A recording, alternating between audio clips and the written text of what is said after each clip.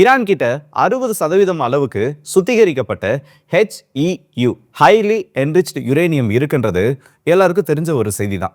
உலக நாடுகள் ஈரான் கிட்ட அணு ஆயுதம் போகக்கூடாதுன்றதுக்காக அந்த 60% அவங்க தாண்டி அந்த யுரேனியம் என்ரிச் பண்ணக்கூடாதுன்னு பல்வேறு விதமான பொருளாதார தடைகளை அவங்க மேல போட்டு வச்சிருக்காங்க. அப்போ ஈரான் கிட்ட இப்போதைக்கு அணு ஆயுதங்கள் கிடையாது. அவங்க அணு ஆயுதத்தை உருவாக்கணும்னா அந்த யுரேனியமை 90% என்ரிச் பண்ணி ஆகணும், அதாவது சுத்திகரிச்சாகணும். அப்போ இந்த 60% வச்சு அவங்களால அணுகுண்டுகளை சோதிக்க முடியாதா, இல்ல அணு ஆயுதத்தை செய்ய முடியாதான்னு சொல்லிட்டு இஸ்ரேல் மற்றும் அமெரிக்கா சேர்ந்து ஈரானின் மீது தாக்குதல் நடத்துறப்போ ரொம்ப பெரிய ஒரு கேள்வியை இது முன்வைக்கப்பட்டு இருக்கு. அது பிராக்டிகலி பாசிபிளான்னு பார்த்தோன்னா பாசிபிளான ஒரு விஷயம் தான். அதை க்ரூட் பாம்னு சொல்லுவாங்க. ஒரு அணு ஆயுதம் ஹைலி என்ரிச்டு யுரேனியம் பயன்படுத்தி ஒரு அணு ஆயுதம் செய்யப்பட்டா அதனால ஏற்படக்கூடிய பாதிப்புன்றது ரொம்ப பெரிய அளவில் இருக்கும். ஆனால் அதை விட கம்மியா 60% அளவுக்கு யுரேனியம் என்ரிச் பண்ணப்பட்டு அதனால செய்யக்கூடிய அணுகுண்டுகள் பாதிப்புகளை கொடுக்கும். இஸ்ரேல் மாதிரி சிறிய நிலப்பரப்பு கொண்ட நாடுகளுக்கு இந்த 60% என்ரிச்டு யுரேனியம் மூலமா செய்யக்கூடிய குண்டுகளே மிகப்பெரிய ஒரு பேரழிவை ஏற்படுத்தும். ஸோ ஈரான் அடுத்த கட்டமா இதை செய்யறதுக்கும் வாய்ப்பு இருக்குன்னு இன்னைக்கு சில ரிப்போர்ட்ஸ் ஆனது வந்திருக்கு. அது பிராக்டிகலி பாசிபிளா ஒரு பாலிஸ்டிக் மிசைலோட வார்ஹெட்ல அந்த அளவுக்கு பெரிய சைஸ் ஒரு குண்டை ஈரான்னால பொருத்த முடியுமா? இன்னும் சில அப்டேட்ஸை இந்த ஒரு பதிவில் சேர்த்து பார்த்துலாம். ஸோ வாங்க வீடியோக்குள்ள போயிடலாம். நான் உங்களுக்கு இது தம்பிக் டிபி ட்ரெண்டிங்ஸ்.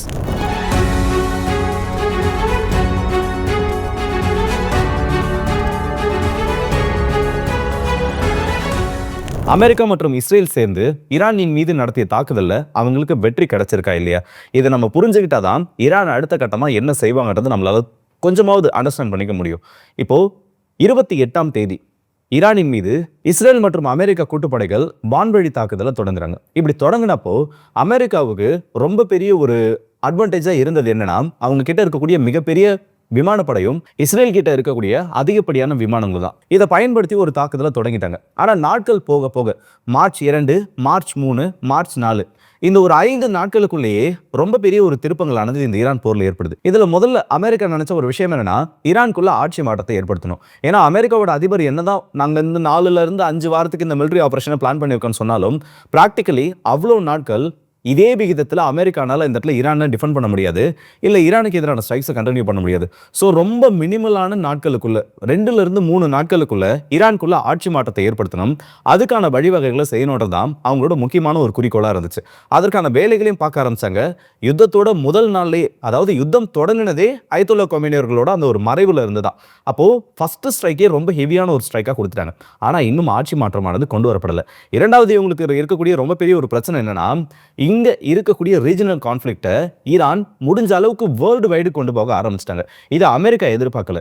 ஸோ 4வது நாள் 5வது நாளை தாண்டி அமெரிக்கா ஈரான் நடத்தக்கூடிய தாக்குதல் அதோட எதிர்வினைகளானது உலகம் முழுக்க தெரிய ஆரம்பிக்குது. அதுக்கு ஈரான் பாலிஸ்டிக் மிசைல்ஸை கொண்டும் ட்ரோன்களை கொண்டும் அரபு நாடுகள் அதிகமாக பாதிப்படைய வைக்கிறாங்க. ஸோ அரபு நாடுகள் தாக்கப்பட்டுச்சுன்னா இந்த ஆசிய கண்டத்தில் இருக்கக்கூடிய பெரும்பான்மையான நாடுகள், குறிப்பாக பாகிஸ்தான், இந்தியா மாதிரி ரொம்ப அதிக ஜனத்தொகையை கொண்டிருக்கக்கூடிய நாடுகள், இங்கே இருக்கக்கூடிய நிறைய மக்கள் அந்த நாடுகளில் வேலை செஞ்சுட்டு இருக்காங்க. ஸோ இங்கே ஒரு பேனிக் மூட் அது கிரியேட் பண்ணும். இதில் ஈரானுக்கு ரொம்ப பெரிய வெற்றியானது கிடைச்சிருச்சு. மூணாவது இருக்கக்கூடியது ஸ்ட்ரெய்ட் ஆஃப் ஹோர்மஸ் மூடப்பட்டதுக்கு அப்புறமா இந்த ஒரே ஒரு நீர்வழித்தனமானது மூடப்பட்டது. ஐரோப்பிய ஒன்றியத்திலிருந்து ஆப்பிரிக்கா கண்டம், ஆசிய கண்டம், உலகத்தில் இருக்கக்கூடிய அத்தனை கண்டங்கள்லையும் இதோட ஒரு எதிரொலியை கொடுக்க ஆரம்பிச்சிருச்சு. எல்லா நாடுகளிலும் கேஸ் தட்டுப்பாடு, பெட்ரோலியம் ப்ராடக்ட்ஸ்க்கான தட்டுப்பாடுன்னு இந்த பிரச்சனையை அத்தனை நாடுகள் வரைக்கும் கிட்டத்தட்ட ஒவ்வொரு வீட்டுக்கும் கொண்டு போய் ஈரான் சேர்த்துட்டாங்க. 4வது இருக்கக்கூடியது அமெரிக்காவோட அம்யூனிஷன்ஸோட டிப்ளீஷன். சின்ன ஒரு கால்குலேஷனை சொல்றேன். இந்த ரஷ்யா உக்ரைன் போர் நடக்கிறப்போ ஜெலன்ஸ்கி அவர்கள் சொல்லுவார், எங்களுக்கு பேட்ரியாட் மிசைல்ஸ் நிறைய கொடுத்துருக்காங்க, இந்த பேட்ரியாட் மிசைல்ஸை பயன்படுத்தி நாங்கள் ரஷ்யாவோட இத்தனை மிசைல்ஸை டிஃபெண்ட் பண்ணிட்டோம், அவ்வளோ மிசைல்ஸை டிஃபெண்ட் பண்ணிட்டோம். சின்ன ஒரு கால்குலேஷன் சொல்கிறேன். 2018ஆம் ஆண்டிலிருந்து 2024ஆம் ஆண்டு வரைக்கும் அமெரிக்கா தயாரிச்சிருக்கக்கூடிய மொத்த இன்டர்செப்டார்ஸோட எண்ணிக்கையே 4200 5000க்குள்ள தான் ஒரு ரிப்போர்ட் கொடுத்துருக்காங்க. இப்போ ரஷ்யா இந்த டைம் பீரியட்ல 2022 2025 அந்த முடிவு வரைக்கும் ஃபயர் பண்ண பாலிஸ்டிக் ஏவுகணைகளோட கணக்கு 4800க்கும் அதிகம். ஒரு பாலிஸ்டிக் ஏவுகணைகளுக்கு 2 பேட்ரியாட் இன்டர்செப்டார்ஸ் ஆனது ஃபயர் பண்ணப்பட்டிருந்தா கூட இந்நேரத்துக்கு அமெரிக்காவோட ஒட்டுமொத்த ரிசர்வ்ஸும் இந்த இடத்துல காலியாக இருக்கும். ஸோ உக்ரைன் உருட்டுனது பாதி, அமெரிக்கா அந்த அளவுக்கு மிசைல்ஸையும் கொடுக்கல. ஸோ சின்ன ஒரு கால்குலேஷனுக்காக சொல்கிறேன், எந்த அளவுக்கு பாலிஸ்டிக் மிசைல்ஸோட பவரானது இருக்கு, அதுக்கு எதிர் திசையில் எந்த அளவுக்கு இவங்ககிட்ட இன்டர்செப்டார்ஸ் இருக்குன்னு. யுத்தம் ஆரம்பிச்ச வெறும் 5 நாட்கள்ல, முதல் 5 நாட்கள்லேயே 800 இன்டர்செப்டார்ஸ் தான் மிடில் ஈஸ்ட்ல அமெரிக்கா காலி பண்ணிட்டாங்க. ஸோ அமெரிக்கா இந்த அளவுக்கு டெப்ளீஷன் ஆகுன்றதை நினைச்சு பார்க்கல. மிடில் ஈஸ்ட்ல அரபு நாடுகளில் இருக்கக்கூடிய அமெரிக்கன் பேசஸ் மேல இந்த அளவுக்கு ஒரு பெரிய தாக்குதலை ஈரான் தொடுப்பாங்கன்னு நினைக்கல. ஸோ அவங்க கால்குலேஷன் பண்ணதையும் மாதிரி அமெரிக்காவோட ஸ்ட்ராட்டஜி ஒவ்வொரு கடத்தை தாண்டி போக ஆரம்பிக்குது. ஆனா இருந்தாலும் இன்னும் ஈரான் அமெரிக்காவை அடிக்கிறதையும் விடல, அமெரிக்காவும் இஸ்ரேலும் சேர்ந்து ஈரான் அடிக்கிறதையும் விடல. ஒரு கட்டத்துக்கு மேல ஈரானை எப்படி இது கார்னர் பண்ண ஆரம்பிக்கும்னா, வேற வழியே கிடையாது. நம்ம இவ்வளவும் அடிச்சிட்டோம், நம்மளோட பாலிஸ்டிக் மிசைல் ஃபோர்ஸஸை நம்ம பயன்படுத்திட்டோம். அப்படி இருக்கப்போ நியூக்ளியர் ஆப்ஷன் மட்டும்தான் நம்மளோட சர்வைவல்கான ஒரே வழின்னு சொல்லிட்டு ஈரான் கார்னர் பண்ண படலான்றது நிதர்சனமான ஒரு உண்மை. என்னைக்குமே ஒரு கட்டத்துக்கு மேல அவங்க கிட்ட எதுவும் டிஃபென்ஸ் இல்லைன்னா அப்போதான் அவங்களோட சுயரூபம், அவங்க கிட்ட இருக்கக்கூடிய அந்த எக்ஸ்ட்ரீம் பவர் ஆனது வெளிப்படும். அப்படி ஈரானோட எக்ஸ்ட்ரீம் பவரா கன்சிடர் பண்ணப்படுறதாம் இந்த 60% என்ரிச்டு யுரேனியம். நம்ம சேனல்ல ரெகுலரா பார்த்துட்டு இருக்க எல்லாருக்கும் தெரியும் நியூக்ளியர் வெப்பன்ஸ் எப்படி தயார் பண்றாங்க, யுரேனியம் எப்படி சுத்திகரிக்கணும்னு. இருந்தாலும் புதுசா யாரும் இப்போ இந்த வீடியோ பாக்குறீங்கன்னா ஒரு சின்ன எக்ஸ்பிளனேஷன் கொடுக்குறேன். யுரேனியம் U-238 சொல்லப்படுறது இயற்கையாவே அணு கதிர்வீச்சு அபாயம் கொண்ட ஒரு எலமெண்ட். அது சுத்திகரிக்கப்படாதது, அதிக இம்பியூரிட்டிஸ் ஆனது அதில் இருக்கும்.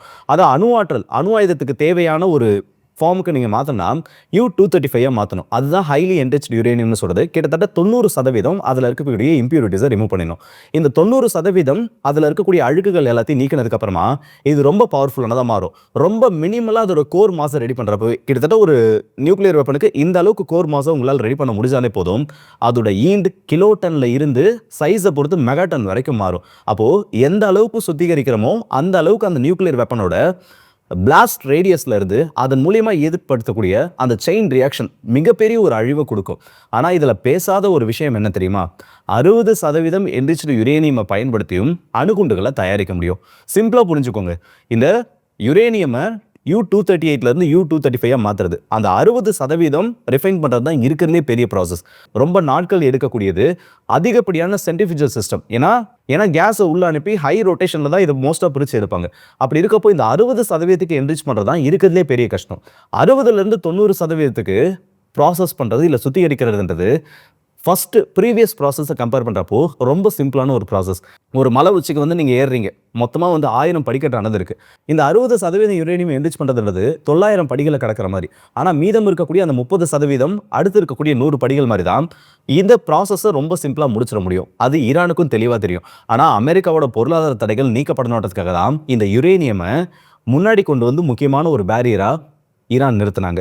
இப்போ ஈரான் கிட்ட 400 கிலோ என்ரிச்டு யுரேனியம் இருக்கு. இந்த 60% என்ரிச்டு யுரேனியமை பயன்படுத்தி ஒரு கிரிட்டிக்கல் மாஸை பண்ணணும். ஏன்னா அதை விட ஈல்டு கம்மியாக வரும்னு தெரியும். அதுக்கு எந்த அளவுக்கு யுரேனியம் தேவைப்படும் பார்த்தோன்னா, தோராயமா ஒரு 40 கிலோகிராம் அளவுக்கு ஒரு வார்ஹெட்டுக்கு தேவையான யுரேனியம் இந்த 60% சுத்திகரிக்கப்பட்டதுல இருந்து தேவைப்படும். இப்போ இதை கிரிட்டிக்கல் கோர் மாஸா ரெடி பண்ணி அதோட ட்ரிகர் ஐசோடோப்ஸ் எல்லாத்தையும் சேர்த்துட்டு அது வார்ஹெட்டை கன்வெர்ட் பண்ணனா அதுதான் இருக்கிறதுலே ஒரு டஃப்பான டாஸ்க். நீங்கள் எந்த அளவுக்கு இதோட கிரிட்டிக்கல் மாஸை குறைக்கிறீங்களோ அந்த அளவுக்கு அதோட இம்பாக்ட் ஆனது, அதன் மூலியமா ஏற்படுத்தக்கூடிய அந்த செயின் ரியாக்ஷன் ஆனது இங்கே அதுக்கான பவர்ன்றதை குறைச்சிடும். அப்படின்னா இதனால பாதிப்பு ஏற்படாதுன்னு கேட்டிங்கன்னா கண்டிப்பாக ஏற்படும். இப்போ ஹிரோஷிமா நாகசாகி மேலே வீசப்பட்டது வெறும் கிலோடன் அளவு இருக்கக்கூடிய ஈல்டை கொடுக்கக்கூடிய அணு ஆயுதங்கள் தான். ஆனால் அதை விட கம்மியான ஒரு பவரை ப்ரொடியூஸ் பண்ணாலும் அந்த இடத்துல அது பேரழிவை உருவாக்கும்.